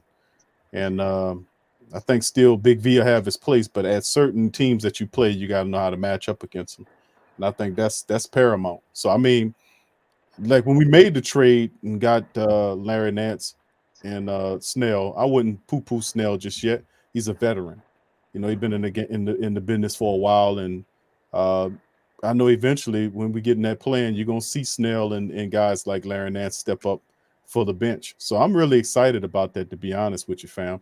When we got CJ down here, I was really happy about Snell and more importantly Larry Nance, because like I said, we've been looking for a guy. We talked about these stretch four type guys that can play the 4 or 5 guys that can guard on multiple positions. And we would talk about the twins, the Morris twins. We would talk about Johnson, who we had last year, who ended up going to the Brooklyn Nets. We wanted that type of style of player, a physical player who could shoot the 3-pointers, who could do some stuff. And I don't want to put him on, but he reminds me of I ain't gonna say the bigger version of Josh Hart, but their games mirror me when I watch them play. They have a similar game. They have a similar skill set insofar as Larry Nance is his temperament. You know, he's a guy that plays hard. He'll dunk on your goddamn head. He'll stretch out hit. I mean, he's a very versatile player, and he can help the Pelicans in whatever capacity, whether it's coming off the bench or not. But if Zion's healthy, you might see something where they could probably flex Larry Nance in there on certain, and depending on the lineups that you face. But Big V's your best chance to win, period. And if you got, that's just a beautiful problem to have, fam. That's what I call rich folk problem. When you got you quibbling over whether or not we're gonna put Larry Nance in there with Big V versus Zion, you got Zion Williamson and all that. How to figure out that's rich folk problem right there. I love to have those problems because that's problem that's kicking ass. So every team we face, so sooner or later they'll get Zion back healthy. Bi will be coming soon, but Larry Nance will be joining them real soon, just in time for the playoff push. So we'll see how it look, fam. I'm trying to get this. I'm gonna put up the schedule for the family members so I can show them. Hold on, let me see if I can. Hold on here. I try to have the standings up here. I was going to put the remaining schedule that the Pelicans are currently facing with Atlanta there. I think it's like Pull 12. up the Lakers schedule too, because I think people gonna get a kick out of that, seeing they schedule too, man. So this is the Yeah, remaining. they got the hardest. They got the hardest remaining schedule. They This is play the the team. Lakers. This is the remaining schedule for the Pelicans right here, fam. As you can see on screen here, they got 2 games. Sunday and Monday back-to-backs against Atlanta. They got Atlanta, then they travel to Charlotte. Yeah. And then, of course, the Pelicans come home for 3 games in a row. I mean, 3 of them. 3 home games stand, Chicago, San Antonio, and the Lakers. They hit the road for that real tough West Coast swing. They got Portland. And then Lakers again. Lakers again. They got the Clippers. They got the Kings. Then they come home for 1 against Portland. Then they go to Memphis again. Then they come home to finish out the season against Golden State. So the Pelicans going to have to find that key. But, of course, remember, during these games, Pelicans should get B.I. back with Larry Nance, and you have to get him fitted in there. And you got all the ways around C.J. McCollum getting better. And hopefully Graham, and I know that's a lot to say, that he'll be able to contribute something. Or at least the bench as a whole. Let's not just totally put it on him. Let's say the bench as a whole did similarly to what they did tonight. Remember, a big part of the bench is in Najee Marshall balling, stepping up, playing. He's been kind of, topsy-turvy. We've seen the arrival of Jaxson Hayes helping out in the starting lineup and him getting more and more comfortable. Boy, was it a hell of a difference, wasn't it, family, from what we seen early in the season? You see how these guys are turning it before your face? Yeah. You see these guys, Jaxson Hayes. You still want to trade him? Well, all the trade Jaxson Hayes people at now. Listen, they would trade him. Listen, Jaxson Hayes, bro, let me tell you something. Jaxson Hayes didn't have that confidence. We said, Jackson, you got to develop a mid-range shot. That's what we called and we said. Jaxson Hayes worked on it, and now he has confidence in that shot. He's taking a 3-pointer. That means everything. You see a similar, not exactly the same transition with a guy like Trey Murphy, but you starting to see Trey Murphy play with that confidence like he played tonight, where he was out there dunking on people and, yeah, you know what I'm saying? And that was something I didn't even think that was in his character type. But it's good to see that he has that nastiness about him and that he picking up some of that stuff from other family or other teammates around him. But let me get a chance. I'm going to pull up the Lakers schedule here for the family members so they can see who we dealing with. And because this most likely, if we don't get behind them, this might be the plan. So hopefully we'll get past them and push past them. But we'll see. But anyway, I'm going to get that up on here so they can see the remaining games that they have to play. And LeBron, ain't nowhere in the world, LeBron, But then again, we'll see how it go. But this is the Lakers' remaining schedule. To March the 19th, matchup against Washington on the road. They got Cleveland. Then on Monday night, then of course followed by Philly. Then they have 3 games. They got the Pelicans, the Mavericks, and Utah. They come back to New Orleans for April the 1st matchup. That'll be fun. Then of course they stay home for Denver. I'm sorry. They at home for the New Orleans and Denver matchups. And then they go on the road against Phoenix, Golden State. They got OKC, and then they finish out on the road against Denver, and that Oklahoma game is in LA. So yes, indeed. So we'll see how will LeBron them dealing with. And boy, I'll tell you, it's a tough role for the Lakers and LeBron trying to score 50 points a night. It'll do a hell of a thing to kind of help catapult them up that scoring list, that points list. But man, that's a lot for a player as old as LeBron to do every night. To try to keep them valid. They won tonight, but I don't think that's a recipe, man. You for winning with LeBron, you got to get everybody else involved. But the Pelicans are ascending, and we just got to keep playing tough. Go ahead, DC. Thanks, man. I mean, we got a lot to look forward to.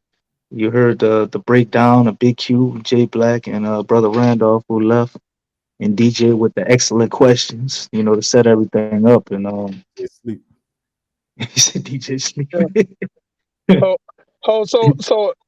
One of the Lakers players is Wyndon Gabriel. He had a good game tonight, though. He ain't been doing nothing before that. Well, he they third leading scorer tonight. He's not saying much. That's crazy. Tonight, though, Jay Black. That man, he an NBA player, man. He gonna hit some shots sometimes. Like shit. He ain't never got that many minutes over here to score 17 points. He could be doing dumb stuff. He might have done about the game. He was always running up the court like a deer with his hand up. Nobody never passes the ball. Don't know who the hell he's supposed to be sticking. Like him, Ned, and what's his name? What's his name? The other brother. He went to OKC. I forgot his name. Diop. You talking about Kenny Hustle? No, that wasn't Kenny Hustle. Man, who are you talking about then? Oh man, that went to OKC. Yeah, what's his name? Jay Black. He was big, a guard. He was undersized, big. Y'all know who I'm talking about, man. He used to run up. He did the same thing as Kenny Hustle. No, you ain't talking about Kenny Hustle. Diallo. Yeah. Oh damn, I almost forgot. You ain't lying, bro. Diallo. That was the exact match. Him and when you get used to do the same shit. They run up the court with their hands in there. Like they're trying to catch a pass. Nobody don't throw him the ball. Yeah. Diallo. Yeah, but I wouldn't sweat that too much, Jay Black. If he do it for 2 weeks, I'd be impressed. I ain't putting no one game. I'm just saying. He had a 16-point game with us one time. He ain't never did that shit again. He had like three or four threes that one time. That was it. Yeah, it was like, when you get what could be this, you could be that. We ain't never see that shit again. No, I just think that like somebody that we released went over to the Lakers and helping them win. Like the thing I just look at is like, God, he can't even make it on our team. Like right now. And he's going over to the Lakers to help them win. They're in that dire strait. Oh, that's why. Oh, Carmelo was injured. So they better cut his minutes then, because his defense is bad. But we gonna see a lot of things. Everything's coming together. It looked like. Yeah, it is, bro. At the right time too. To be honest with you, man. We just got to see against this Sunday night against the Atlanta Falcons. Atlanta Hawks. Atlanta Falcons. Yeah, well, you about bad as me talking about Trey Murphy. He's at the Atlanta Falcons. What's up with these damn birdie team names? I mean, they got the Hawks and the Falcons. What's wrong with them people out there? What's going on there? I don't know. I guess they ain't had no creativity. It was like, we got the Falcons. Okay, how about the Hawks? Oh yeah, I like that. That's crazy. But man, that's we'll see how it moves, man, moving forward. But good, if we can get that win against the Atlanta Hawks, who also won tonight, DC. They beat the Memphis Grizzlies, the team we struggled against, man. They got to win them tonight. Yeah. So That's something else. Boy, they chewing Ja ass up, man. They say, because they get him back and they lose. They be winning without him. Yeah. So They're John good, man. Collins, I think John Collins is hurt. Yeah, he out, bro. Yeah. Oh yeah. He out for like it's 7 to 10 day evaluation on him, man. Nah, yeah, he gonna be out longer than that. So They they talking they about beat they surgery beat on the Memphis foot. Yep, he's out. without John Collins. Yeah, Wow, that's impressive. Mm-hmm. That's impressive. They do have what's that guy? He's like a 5th-round draft pick, a big they got over there from USC, who was, he's supposed to be a great player in the making and all that. At least when he was drafted, that was they were saying. I wonder what he did tonight in place of John Collins. A Wuyaye or something like that. I think he played with LaMelo Ball and They the ain't team. had Trey Young either. Him or Trey Young they hurt. Didn't have Trey Young and they Nope. beat. Trey Young was out. Yeah, Yeah, Trey Young and John Collins was out. yeah, they was out tonight. That's crazy. Bojanovic. Bojanovic had 30 points in 30 minutes. Yeah. Yeah. 18. We threw all Bojanovic all too well with Sacramento. We used to give them problems. Yep. Yeah. So, it was like a complete team win. But one person scored 30, everybody else like 18, 14, 18, 11. Yeah. Right. Yeah. They still got scores. They did more than what Memphis did. Memphis, look, they struggled in that one. Only big point scoring there. They was Ja with 29, but he was 11 or 23 to get that though. Then of course Jackson had 15, and Dylan Brooks is back. He only had 11. Yeah. Bain had 15, and then of course you look at the bench, they wasn't getting a lot off the bench there. Anderson with 9. So they're gonna be a difficult team, DC. They got Brooks back, man.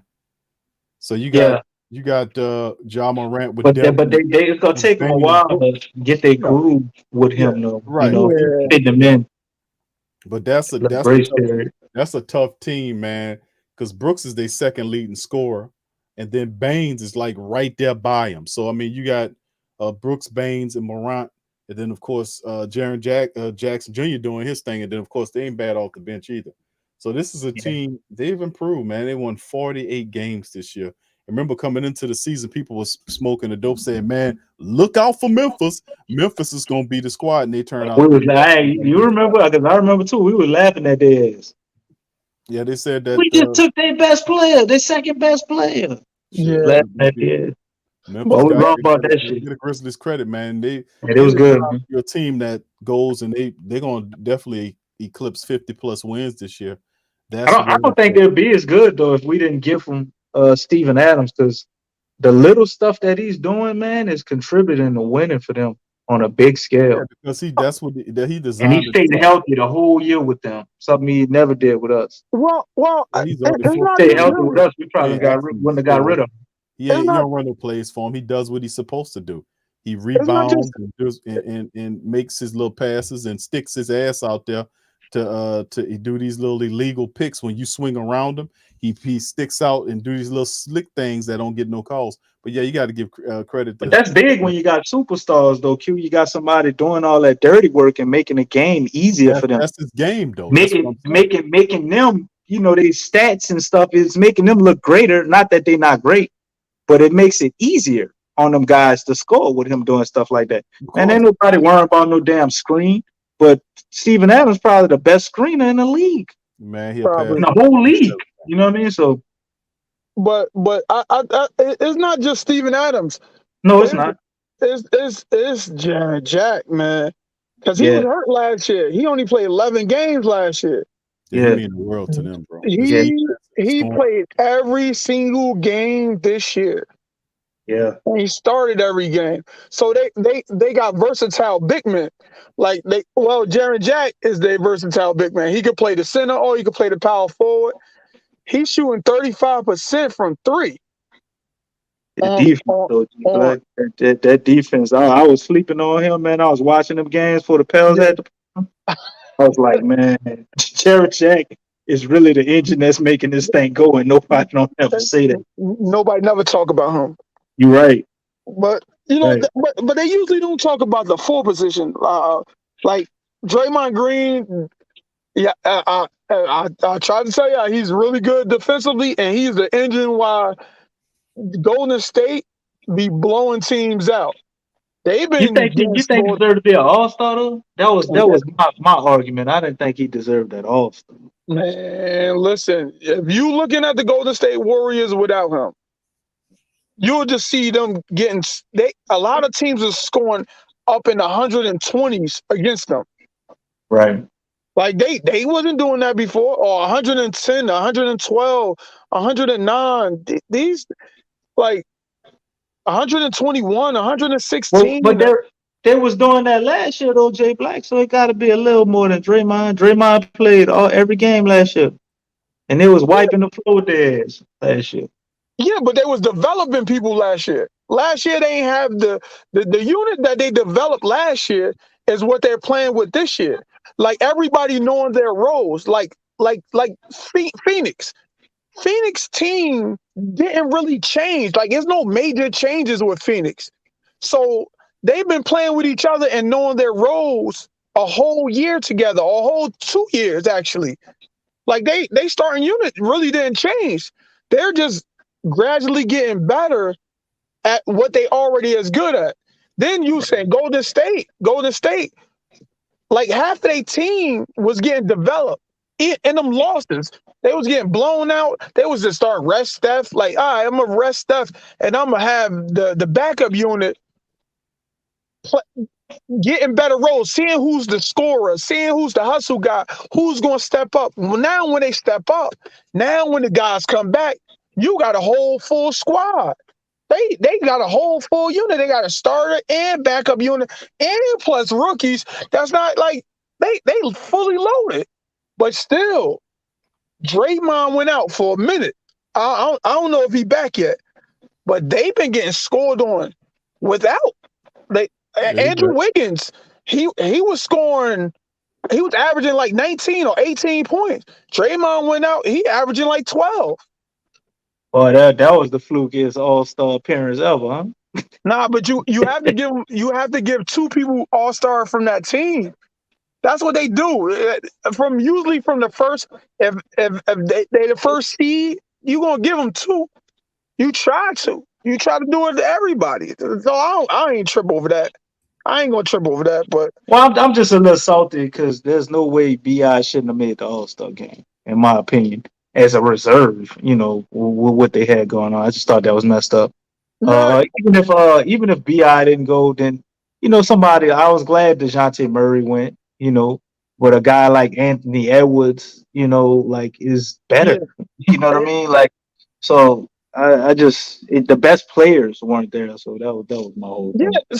So Andrew Wiggins went because he was on the best team. He and either you gonna give him or Draymond. One or the other. You still gonna get it. You still gonna be upset if you just look at their I numbers. wouldn't have been mad if it was just one of them. To be real with you. Oh, so it's But the just Steph? fact that it was both of them and Steph, I'm like, come on, Yeah, man. yeah, yeah. You're right. You're They right. had three. They didn't deserve three. You know what I mean? Hey, man. Yeah. But they was looking impressive. But now we are seeing everybody's playing at their full. Like everybody is going for the playoffs. So you're gonna see everybody ramp up. So it's gonna be a different. Like and teams are starting getting more scouting reports. They get to see what he's weak at and starting to attack it. Like seeing if he's not good, if he's not clutch. I don't know. I haven't been watching their games, but they these are NBA coaches. They gonna figure out ways to stop your guys. So you got to keep reinventing yourself during the season.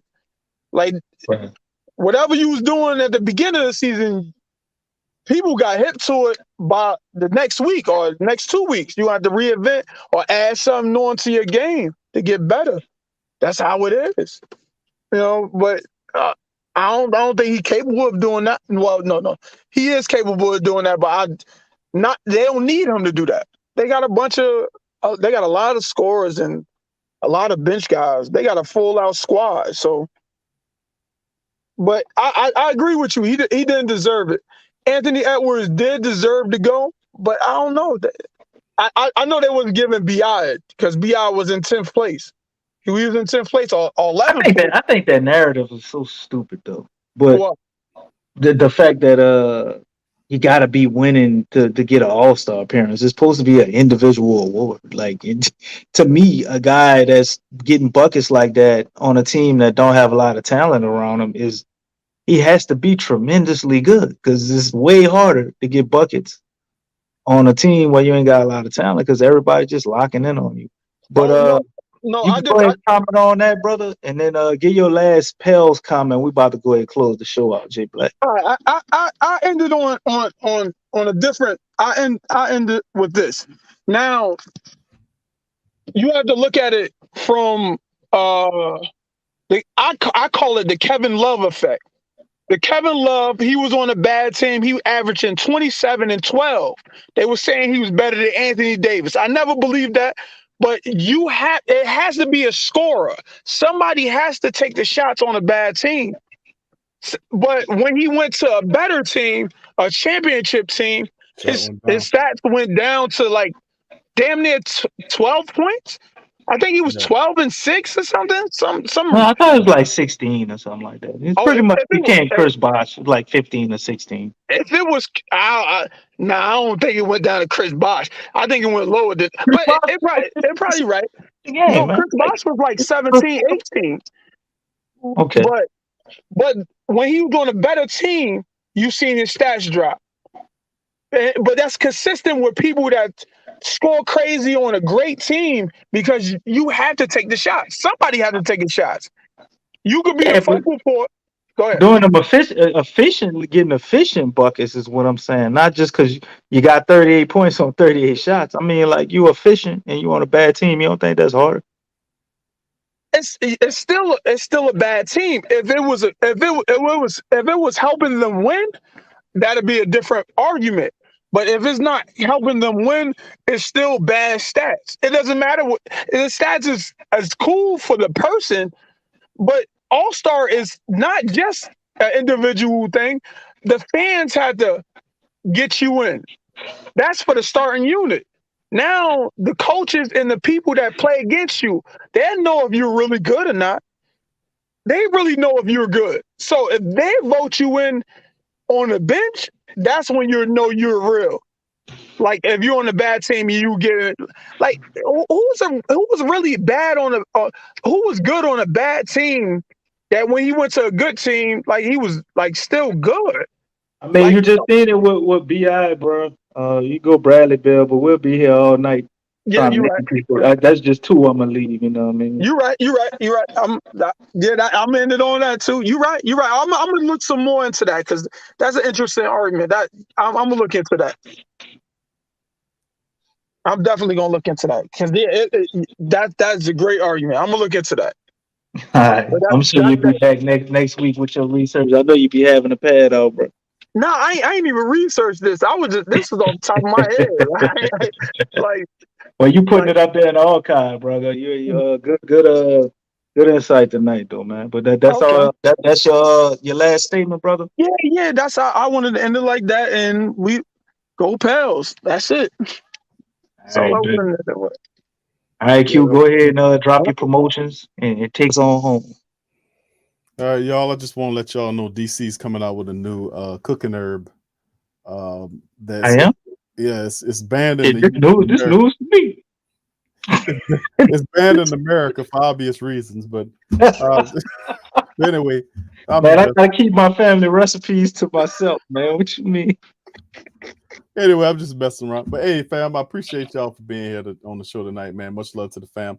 Big win by the Pelicans. We got a matchup against the Atlanta Hawks coming up on Sunday afternoon, man. And we got to keep building and keep moving forward. The Pelicans got 12 games remaining, and it's gonna be pretty interesting. And we'll get BI back hopefully this upcoming week. Larry Nance is getting close as people are starting to see that, so we should get a report hopefully this upcoming week about Larry Nance because this is right around the time we would like to have him added to the equation. Him and BI come back at the same time. Let's keep the winning ways as we gain on those Lakers. Sooner or later, the Lakers are going to fall apart. We gaining people. They're losing. Well, they're not much of a team with BI. I mean, with LeBron having to carry those guys on his back. So we close to And all that. you got to do is just yell out Westbrook, and everything go to shit after that. And Westbrook standing up there with Just call Westbrook, and he loses his damn mind. Start trying to fight fans and all type of shit after that. That little dude is thrown off. I've been saying that about that man. That man ain't wrapped too tight, man. You can look at him and see something wrong with him. Old funny. He was this weird outfit he was wearing the other day with the colorful sweater with the. When he started cross dressing, that was it for me. Dude, it was like he started the cross dressing. I was done. Well, I mean, I like his basketball talent, but I know he ain't no way in hell you wrap too tight doing all that. That's right, Lonnie. Jerk chicken herb. That's right. That's DC. All right. So with that being said, I don't appreciate you trying to give our family recipes like that, Big Q. So, bro, you don't cook. You and Lonnie, y'all need to cut that shit out. You don't cook none of that. I do, bro. So let's just get that straight. All right. So y'all heard of my family? That's right. I cook. Y'all heard him, huh? DC don't know how to cook it. DC hates pineapples. Can you? So I brought the ingredients over there for you to put in it. No, you don't buy nothing. You don't. That ain't my spices you putting in there. No, dude. DC will come over to the house and DC will eat up all your curry, and then at the end of the day, I had 2 little small pieces of chicken, man. What you talking about? Dude, you had 2 bowls of that stuff, man. And you almost gave me diabetes, man. You gotta take the sugar out. Was a little much in that batch. It was a little sweet. All right. So with that being said, fam, we're gonna end it on that. Much love to the family. DJ is sleeping right now, so I don't think he'll be able to give us a go pale. The man knocked out. You know, I had a long day at the arena. So he sounded tired when he came in. He was tired to start the show. DJ ain't even put the camera on tonight. He said he ain't let y'all come for me. Put my sign up there. Yeah, he rock like that. He is sound asleep. He's the Sandman that took DJ away. You can see DJ is right here. He's still locked in, but the Sandman then took DJ peacefully to the other side, man. So he's well in sleep mode. So you guys, we'll holler at you later on the next episode of Pelican Post Game Report, which will be Sunday night. Much love to y'all, and go Pels. Go Pels.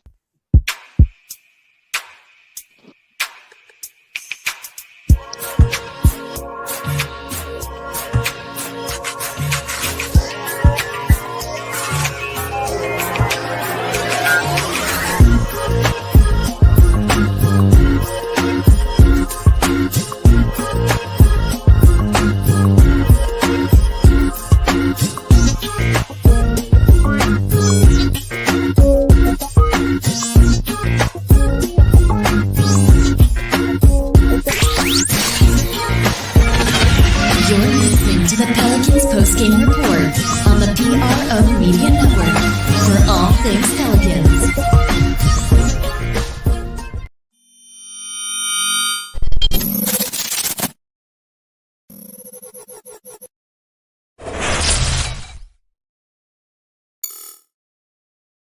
TheWhoThatDaily.com. That's right, TheWhoThatDaily.com. Your one-stop shop for everything New Orleans Saints, New Orleans Pelicans, LSU Tigers, even the top flight boxing news. So if you're a Who That and you're looking for a place to stay up on your team, TheWhoThatDaily.com is your site. TheWhoThatDaily.com for the sport Who That in all of us. Who That family, check out the Pro Shop. That's right, the Pro Shop is the platform stores where you can go and buy all the latest merch to support the platform. Available at the Pro Shops, we have dozens of hundreds of products available for you and your family. Unisex tees for men and women, hoodies and sweatshirts, tank tops, kids and baby items, long sleeve tees, mugs, pillows, wall art, bath bedding, face masks, phone cases, stickers, bags, fanny packs, socks, hats, and many other items. Please feel free to check out the Pro Shops. The link is in the description section below. And remember, it helps the platform continue to grow. Check out the Pro